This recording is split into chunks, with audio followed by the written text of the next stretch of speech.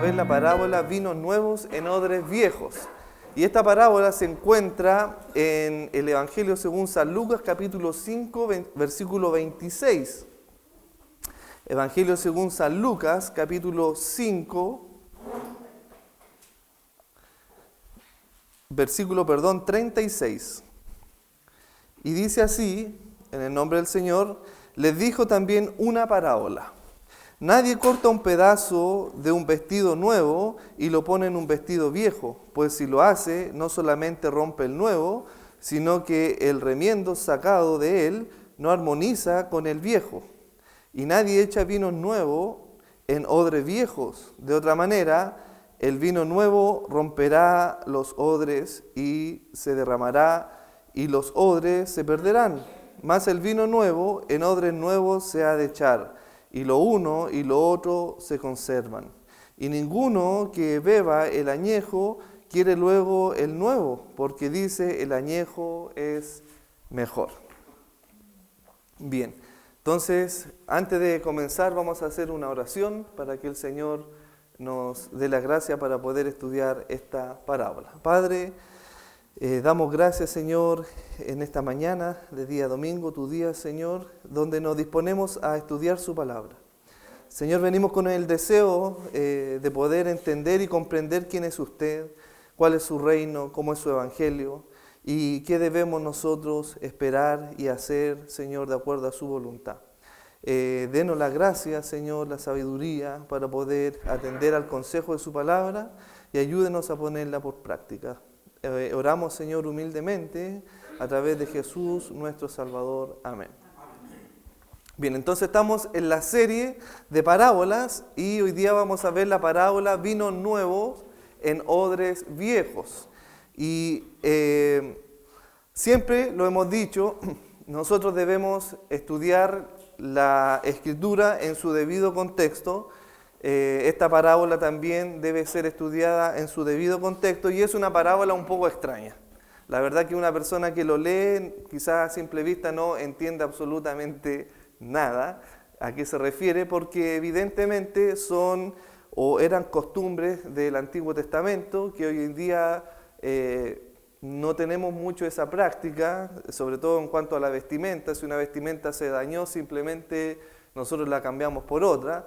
O, por ejemplo, el almacenamiento y distribución de los vinos hoy día se encaja y se reparte de manera masiva. No es de la misma manera en que se hacía en el Antiguo Testamento, pero sí hay algunas cosas que sí se hacen o se conservan hasta hoy día en algunas regiones de Israel, el preservar el vino en odres. Pero ¿cuál es el contexto de esta parábola? ¿Qué es lo que quiere decir el Señor Jesucristo con esta parábola? ¿Por qué Él refirió esta parábola? Y para ello nosotros debemos primero examinar su contexto. Entonces hay un contexto bien amplio y vamos a ir acercándonos hasta llegar a la parábola para poder entender esta parábola. Y el contexto más lejano es que está en los versículos 1 de este mismo capítulo. No nos vamos a alejar del capítulo 5 donde está esta parábola. Y el contexto es que Jesús comienza a llamar a sus discípulos, ¿ya? Jesús comienza a llamar a sus discípulos, pero antes de este llamado, Jesús empieza a realizar una serie de milagros, ¿ya? Y mucha gente creyó en Jesucristo o creyó que Jesucristo era realmente el Hijo de Dios por las maravillas, por los milagros que Él estaba haciendo. Por lo tanto, no cabía duda en ellos que realmente Jesucristo venía, obviamente, de Dios. Recordemos que cuando el Señor se encuentra con Nicodemo, Nicodemo le dice, verdaderamente nosotros sabemos que tú has venido de Dios como maestro, porque nadie puede hacer las señales que tú haces si no está Dios con él. Entonces ese es el contexto. La gente estaba viendo muchos milagros, y si usted se fija en el versículo 1 del capítulo 5, Jesús comenzó con un milagro que se denomina la pesca milagrosa, ¿cierto? Después de la pesca milagrosa, el Señor sana a un leproso, y después de sanar a un leproso, sana a un paralítico. Y viene el llamamiento de Leví y viene esta parábola. Entonces en el primer versículo de este capítulo vemos, por ejemplo, que el Señor llama a Pedro junto a a Juan, pero miren lo que estaba pasando. En el versículo 26, fíjese, todos, sobrecogidos de asombro, glorificaban a Dios y llenos de temor decían, hoy hemos visto maravillas. Es decir, las personas, todas las que estaban siguiendo a Jesús, disculpe, eran testigos de que el Señor había hecho maravillas. No es que alguien le contó, no es que alguien de una segunda fuente le dijo, mira lo que pasó, no. Ellos fueron testigos y fueron sobrecogidos y llenos de temor por las maravillas que había hecho el Señor Jesucristo. Entonces, el contexto de esta parábola es el llamamiento de Jesús a sus discípulos. Y mire, en este capítulo, o posterior a la pesca milagrosa, Jesús llama a Simón, Pedro, a Jacob y a Juan. En el versículo 8 al 11 dice, viendo esto, Simón, ¿qué cosa es lo que estaba viendo? La maravilla, la señal y los milagros de la pesca milagrosa, cayó de rodillas ante Jesús diciendo, apártate de mí, Señor, porque soy hombre pecador, porque por la pesca que había hecho, el temor se había apoderado de él, y todos los que estaban con él, y asimismo Jacob, Juan, hijo de Zebedeo, que eran compañeros de Simón, Pedro, Jesús dijo a Simón, no temas, desde ahora serás pescador de hombres, y cuando trajeron a tierra la barca, dejándolo todo, le siguieron en forma plural. Fíjese que ¿quién le siguió aquí? Le siguió Juan, Jacobo y Pedro. ¿Ya? Si bien es cierto, el Señor le dice en primera persona a Pedro, hoy, desde ahora vas a ser pescador de hombres, le dice a Pedro, sin embargo, todos, Juan, Jacob y Pedro, comenzaron a seguir al Señor y se convierten en sus discípulos. Luego, en este mismo capítulo, Jesús continúa con el llamamiento de sus discípulos y en este caso llama a un publicano en el versículo 29 llamado Leví. Fíjese en el versículo 29 del mismo capítulo, y Leví hizo un gran el versículo 27, después de estas cosas salió y vio un publicano llamado Leví sentado en el banco de los tribunos públicos y le dijo, sígueme, y dejando todo se levantó y le siguió. Fíjese que hay como un común denominador en el llamamiento de los discípulos. Todos dejaron lo que hacían, sus oficios, de lado y dejaron todo de lado por seguir a Jesús. Es evidente, hermanos, que ellos habían experimentado y habían visto lo que el Señor había hecho. Porque nadie puede seguir a una persona por un simple llamado, que le digan, ven, sígueme, si es que no conocieran quién es el que lo estaba llamando. Entonces todos ellos sabían quién era Jesús y sabían efectivamente los milagros que él había hecho. Este hombre, después de este llamado, Leví, ¿cierto?, hizo un banquete, pero no era cualquier banquete. ¿Se acuerdan que cuando vimos una de las parábolas de la gran cena? Aquí Leví hizo un gran banquete, ¿ya? Por lo tanto, entendemos que Leví era una persona quizás de una buena situación económica. ¿Cómo había obtenido los recursos? No lo sabemos, pero él tenía una buena situación económica porque hizo un gran banquete, y en este banquete había muchos publicanos y pecadores. Fíjese en el versículo 29, y Leví le hizo un gran banquete. ¿A quién le hizo un gran banquete? A Jesús.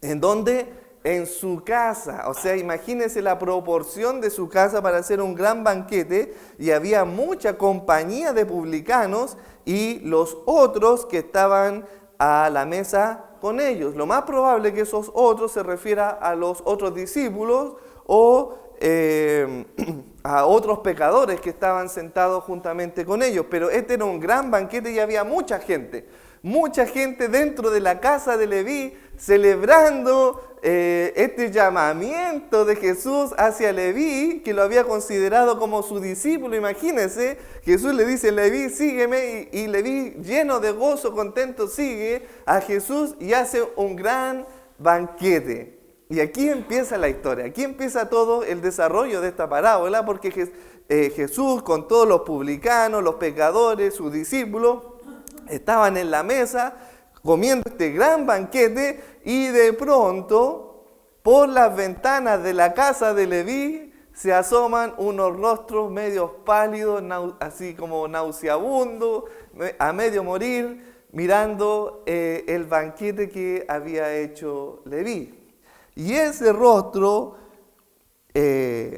moribundo, pálido, eran de los fariseos y escribas que estaban muertos de hambre afuera mirando cómo Jesús con los pecadores publicanos y sus discípulos se hacían un gran banquete. Y ellos miraban afuera cómo ellos celebraban gozosamente.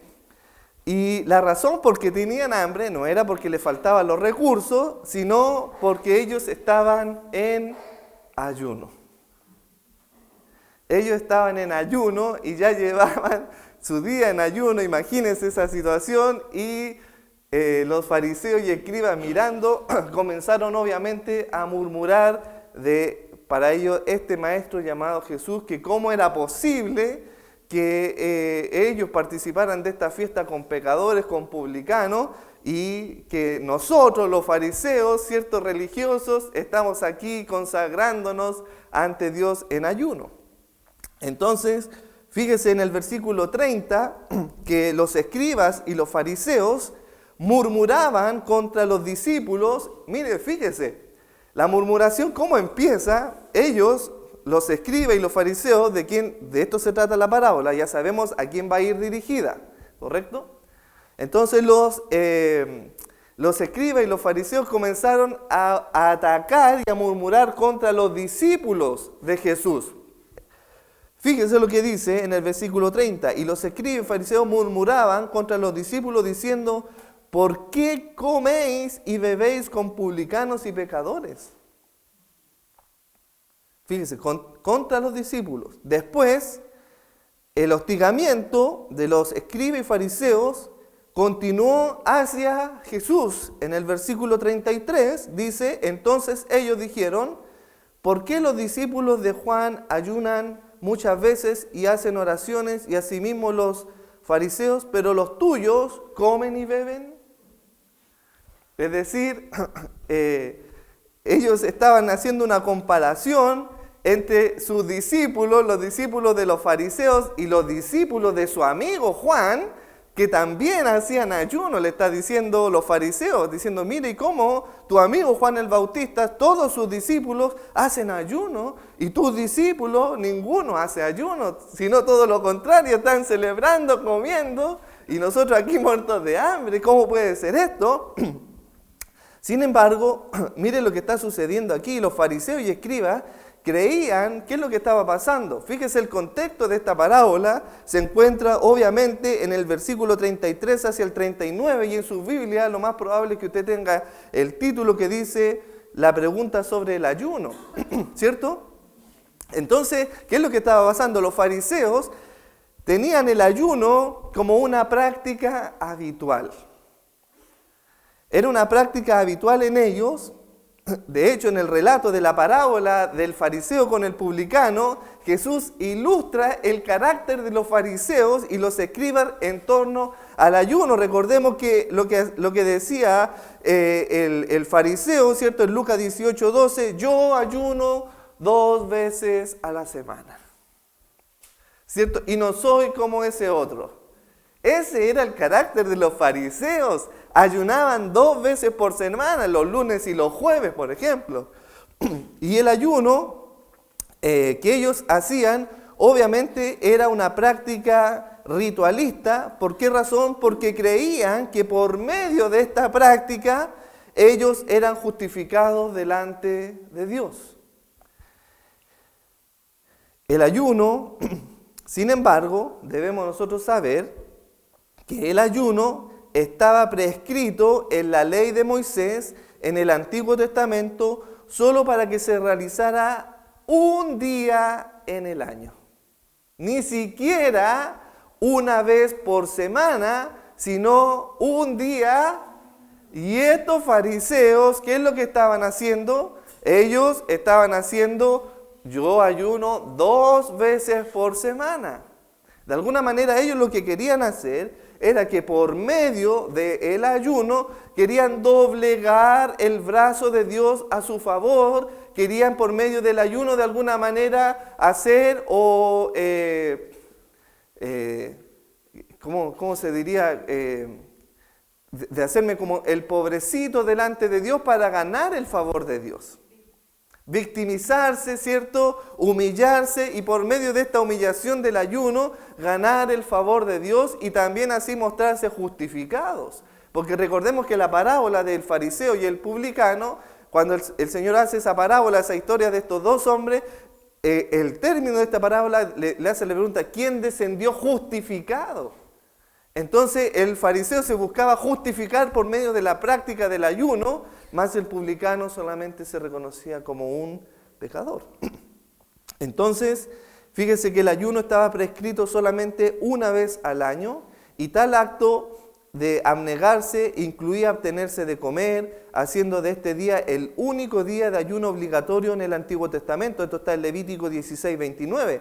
Si lo leemos, dice así, y esto tendréis por estatuto perpetuo. ¿Por qué? Usted se preguntará por qué lo hacían los judíos ahora en el Nuevo Testamento, precisamente porque esto, lo dice, era la ley de Moisés, y ellos venían con la ley de Moisés hasta el día de Jesús, y esto era un estatuto perpetuo, es decir, esto no se podía eliminar.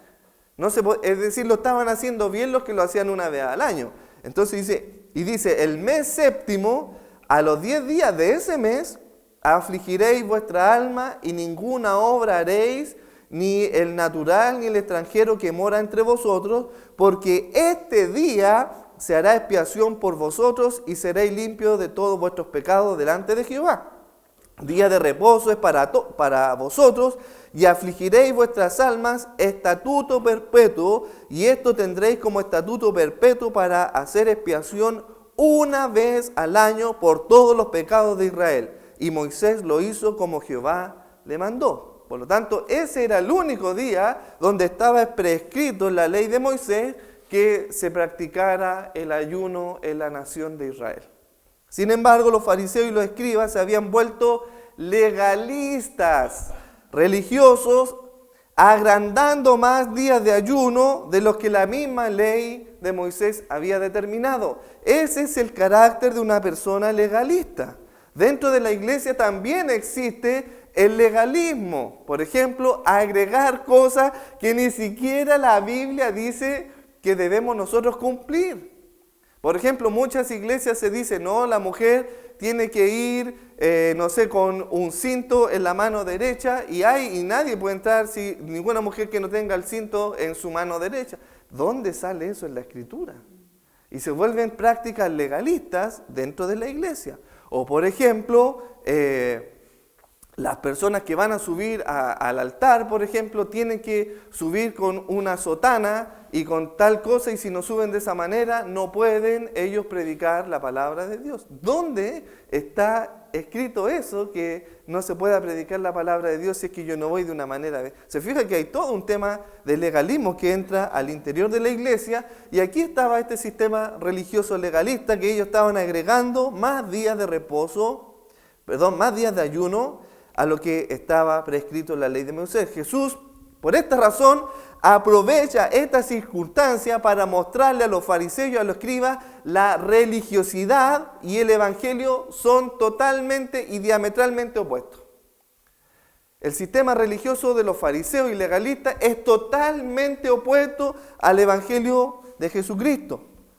Y es que es imposible mezclar el evangelio de la gracia con cualquier sistema de justificación por obras. No se puede mezclar el evangelio de la gracia y alcanzar salvación por medio de la gracia con un sistema religioso por medio de justificación a través de las obras. No se pueden estas cosas unir.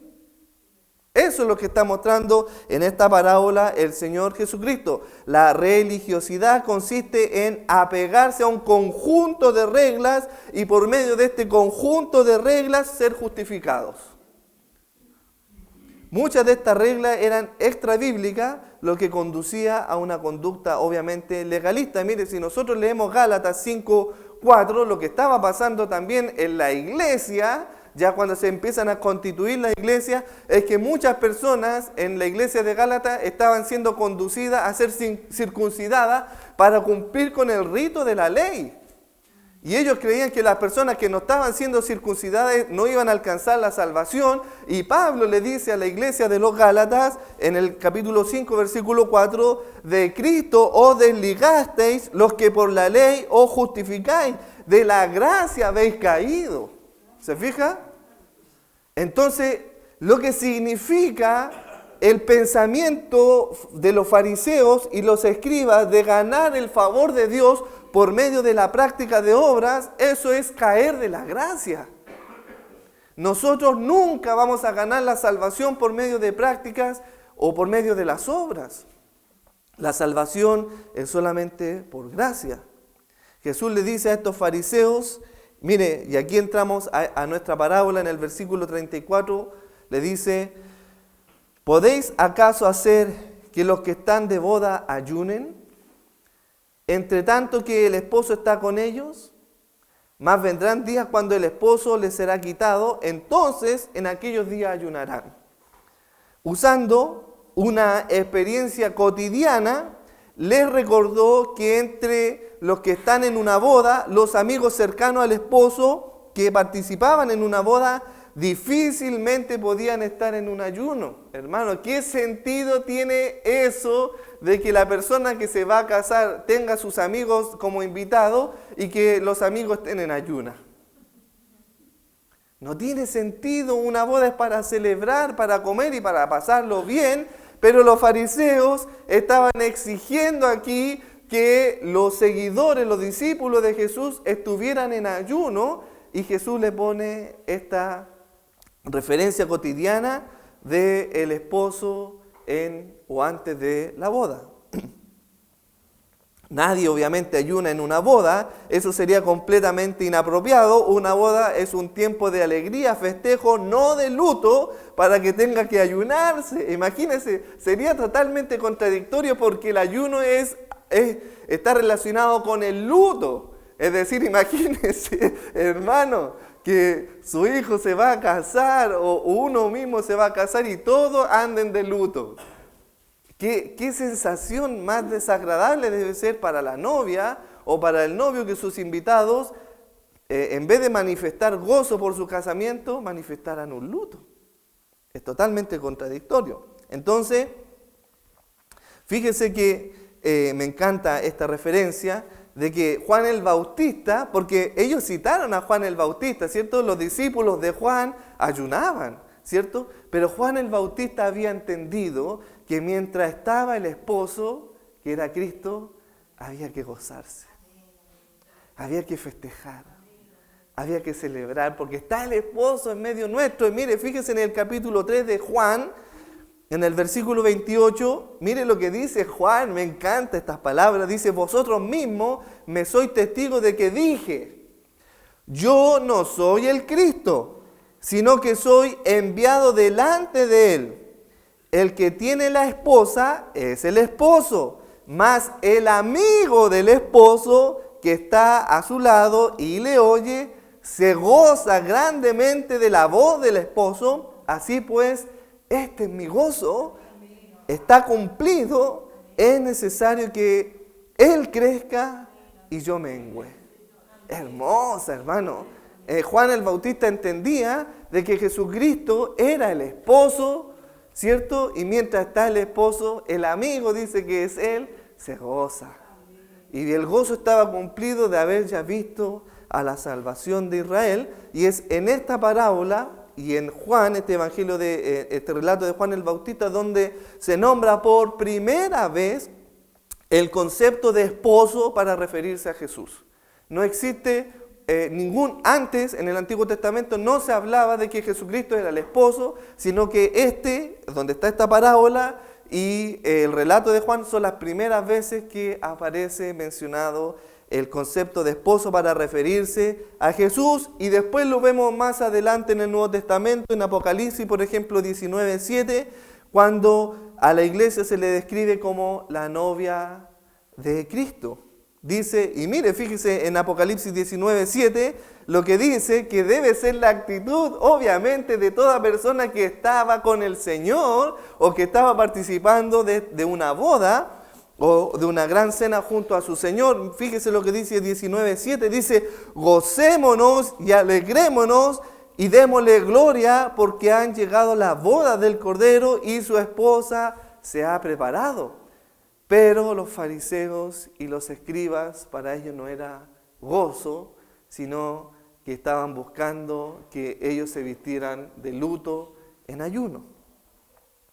Y es bajo este contexto, hermanos, donde Jesús responde a los fariseos y a los escribas por medio de esta parábola del vino nuevo y odres viejos. Se fija todo el contexto donde se desarrolla esta parábola y ahora recién vamos a poder entender esta parábola y el Señor Jesucristo le hace esta parábola con 3 pequeñas secciones de esta parábola. Vamos a ver la primera en el versículo 36 y dijo también una parábola, nadie corta un pedazo de vestido nuevo y lo pone en un vestido viejo, pues si lo hace no solamente rompe el nuevo, sino que el remiendo sacado de él no armoniza con el viejo. Es decir, ambos vestidos se van a echar a perder. ¿Por qué se van a echar a perder? Porque en la antigüedad un vestido viejo era un vestido que ya había sido lavado. Por lo tanto, cuando el vestido se lavó, la ropa se encogió. Yo recuerdo una vez que me compré un chaleco hermoso en una tienda y era muy lindo y mi mamá me lo lavó con agua caliente y el chaleco me quedó como a los codos. Y eso es lo que estaba pasando con este vestido o esta ropa vieja, ¿cierto? Que se encoge y de alguna manera estaba roto este vestido y sacaban un trozo del vestido nuevo y lo ponían en el viejo. No pegaba ni juntaba. Y si esto se hacía al revés, ¿qué es lo que iba a pasar? Como el vestido viejo ya estaba compactada la tela y si lo iban a poner al nuevo, cuando se lavara, se iba a estirar y se iba a romper nuevamente la tela. Entonces, para ambos casos era algo, disculpe esta palabra, estúpido hacerlo, porque iban a echar a perder un vestido nuevo con un parche o un estropajo viejo. Entonces, eso es lo que está diciendo aquí el Señor. Mire, esto sería insensato por un par de razones. Antes que nada, romper un pedazo de un vestido nuevo obviamente era arruinar esa prenda. Tampoco funcionaría el parche nuevo si se le cosiera la prenda antigua, ya que el remiendo sacado de él no armoniza en color, en teñido, en diseño, en forma, porque era de un vestido viejo. Peor aún, después de lavar el vestido remendado, tal remiendo del vestido nuevo que no se había encogido todavía, tiraría el vestido y se rompería. Y sería peor su forma. El resultado final obviamente son 2 vestidos arruinados. ¿Qué es lo que estaba pasando aquí? ¿Cuál es la idea? Mire, el contraste de lo que estaba pasando aquí. Mire, fíjense, ellos veían, o los fariseos y los escribas, se veían como justos. Yo soy justo, yo ayuno 2 veces a la semana, pero Jesús, Él predicó la necesidad de arrepentimiento. Fíjese que en los versículos de nuestra lección, cuando ellos confrontaron, en el versículo 32 del capítulo 5, fíjese ese detalle, es súper importante ese versículo dentro de todo el contexto de la parábola, el versículo 32, que no está en los versículos de la parábola, pero sí está en su contexto. Fíjese, no he venido, ¿qué cosa? A llamar a justos, sino a pecadores, al arrepentimiento. Y por favor, hermanos, por favor, cuando usted lea, no corte la frase como lo hacen los carismáticos. Porque los carismáticos dicen, hermano, el Señor no vino a llamar a justos, sino que vino a llamar a pecadores. Y hasta ahí queda la frase, queda lindo, hermano. Así que somos todos pecadores. Por lo tanto, aquí el que se crea justo está equivocado, porque somos todos pecadores y el Señor te ama como un pecador tal cual eres. No, porque aquí lo que está diciendo es que el Señor vino a llamar a pecadores al arrepentimiento. No a que permanezcan en su pecado. Bien, entonces ellos se consideraban justos, pero el Señor llamaba a pecadores al arrepentimiento. Ellos estaban en un orgullo de su propia religión supuestamente exaltada Él proclamó la necesidad de humillarse. Ellos se enfocaban en ceremonias, rituales y de observación externa. Por eso el Señor les dice sepulcros blanqueados, porque externamente con sus vestimentas se paseaban y su cara externa de moribundo, de que estaban en ayuno, era todo externo en ellos. Pero el Señor buscaba o se enfocó en el corazón, no en las cosas externas. A ellos les encantaba la aprobación de los hombres. Él, sin embargo, ofreció la aprobación de Dios. Eso es lo que estaba pasando. Es importante entender que, mire, fíjese, el vestido viejo en la ilustración del Señor no es el Antiguo Testamento, no es la ley de Moisés, porque algunos piensan esto, que el vestido viejo o los odres viejos o el vino viejo se refiere todo al Antiguo Testamento. No, eso no es así. No tiene nada que ver eso, sino que se refiere a las prácticas religiosas judaizantes y las ceremonias o rituales de los judíos, que por medio de esas ceremonias ellos querían ser justificados. A eso se refiere, ¿ya? Para que podamos entenderlo. Tampoco es la ley eterna de Dios, porque esta ley es santa, justa y buena, según Romanos 7:12. Y que Jesús vino a cumplirla, no a abrogarla. Por lo tanto, no puede ser que se esté refiriendo al Señor Jesucristo en estos trapos viejos y los trapos nuevos a la antigua ley y a la nueva ley. No, porque Jesucristo no vino a eliminar la ley, vino a cumplirla. Más bien es la religión ritualista y legalista basada en las tradiciones rabínicas con sus regularizaciones hechas por hombres. Recordemos que ellos hacían sus propias leyes. Y ellos de alguna manera buscaban, ¿se acuerdan la parábola anterior? Justificarse y hacer los alcances de cómo alcanzar esta justificación. Fíjese el versículo 37 y 38. Bueno,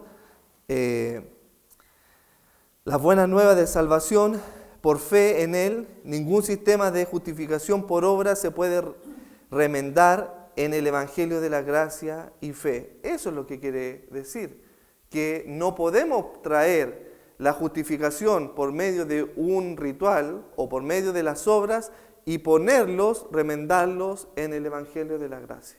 Eso es incompatible. El versículo 37:8 dice, y nadie echa vino nuevo en odres viejos. De otra manera, el vino nuevo romperá los odres y se derramará y los odres se perderán, mas el vino nuevo en odres nuevos se ha de echar y lo uno y lo otro se conservan. Al igual que la primera ilustración, también esta resalta la inutilidad y la imposibilidad de mezclar el Evangelio de la gracia con cualquier sistema de justificación por obra. La gracia es radicalmente contraria al sistema de ellos y no es compatible con este. Finalmente, el versículo 39, y ninguno que beba el añejo quiere luego el nuevo, porque dice, el añejo es mejor. La última ilustración del Señor Jesucristo describe la tragedia que quizás rechazan el Evangelio de la gracia y se aferran a este falso sistema de justificación por medio de las obras. Jesús comparó a tales personas que están contentas con el vino viejo que han estado bebiendo y que no tienen deseo de saborear el vino nuevo de la gracia. Ellos querían quedarse con el vino viejo que era de la justificación por medio de sus obras. De decir, yo doy el diezmo de todo lo que tengo, hago 2 veces ayuno a la semana. Ellos preferían vivir de esa manera antes de recibir la salvación por medio de la gracia. Para ellos, que no están dispuestos a dejar sus falsas religiones y aceptar el Evangelio, no hay esperanza de salvación, por cuanto la salvación es solo por gracia y no por obras. Y el llamamiento de Jesús no es solo para pecadores que sigan pecando, sino para pecadores que son llamados al arrepentimiento.